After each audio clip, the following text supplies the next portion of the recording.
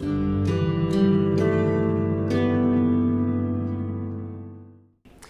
this is Shad Reyes. This is CVI 2018. With me is Dr. Joseph Hill. He's a professor of medicine and molecular biology and also chair of cardiology at UT Southwestern. Welcome, Dr. Hill. Thank you very much. On the side also, he is the editor-in-chief of the Circulation Journal. So we are delighted to have you here, Dr. Hill, and would like you to shed some light on the impact of social media on journalism.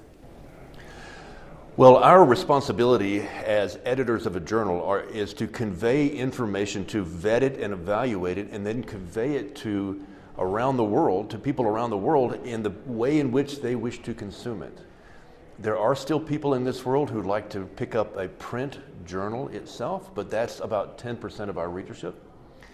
Many more people interface with our website, with electronic tables of content, and of course social media. And so we have a big presence on Facebook and Twitter, and we have a spectacular podcast that is run every single week by Carolyn Lam out of Singapore. The way Carolyn runs her podcast is she provides a brief overview of the 5 original articles that week, and then she does a deep dive into one of those papers where she interviews the corresponding author and the associate editor who partnered with those authors to bring that paper together, and occasionally also with an editorialist. And it's an amazing thing. She'll be sitting in Singapore, and the author will be in Switzerland, and the editor will be in New York, and they're having a conversation, and it sounds like you're all in the same room. It's really she does a fabulous job with that. Amazing. And this is for sure increase the penetration of the science published in the journal, and for sure down the line readership. I think so. Again, they're in different parts of the world, in different age groups. People they want their information in different ways. Some want to hear a podcast on their drive-in. Others interface with other ways in which we disseminate the information. But it's our responsibility to make sure that we provide it to you in whatever way you want to consume it. Yeah. Recently, I learned that the Circulation changed their design or page size or number of words. What is the reason for that change?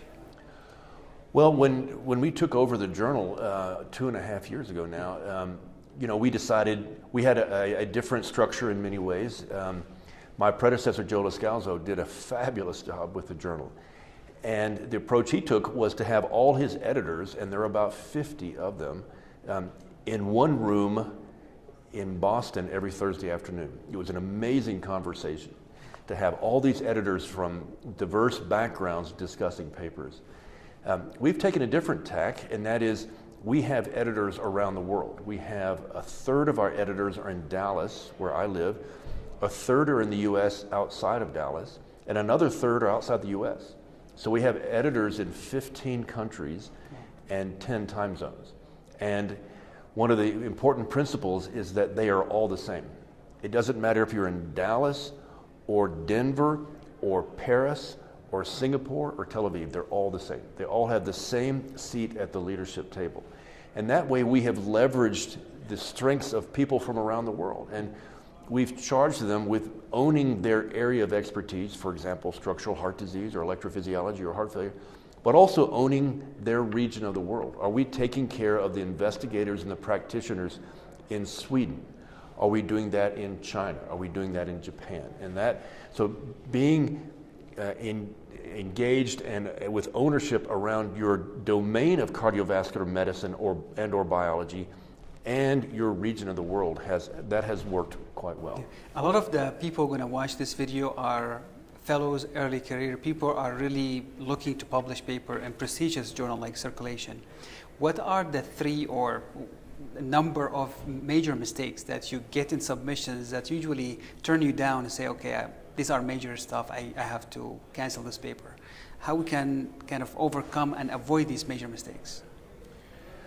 Well, writing a good paper, doing a good study is a learned skill and to some extent a little bit of an art form. But I will tell you that our first criterion is validity. If we don't believe it, if we don't believe that the question being posed can be answered with that data set, or we believe the authors are trying to convey a message that is wrong, we are done. we don't pursue it, and we don't refer it.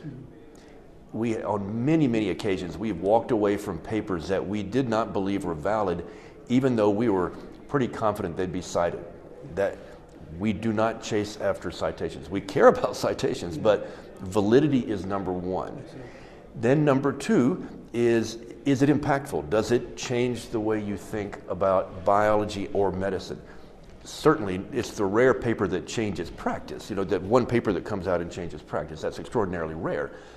But if it sheds new light in in something more than an incremental fashion about how we understand a certain disease process or a certain diagnostic strategy or a certain therapeutic approach, or the fundamental biology of heart disease, then we're interested. And we don't reject papers because they're badly written. We work with authors. If we're going to accept it, it's got to be well written, but we don't reject it if it's badly written. It's good to have it well written. You know, that helps. It helps a lot. It helps a lot, but we don't reject papers because of grammatical mistakes and so forth. Especially if the question is valid and the data set answer the question. Right, that's yeah. right. Well, thank you so much for your time, Dr. Hill. My I really pleasure. enjoyed talking to you. These are a lot of great tips for young practitioner and fellows in training who's really pursuing to publish in great journals. This is Shadi Reis from Denver, Colorado. This is CVI 2018. Thank you. My pleasure. Yeah.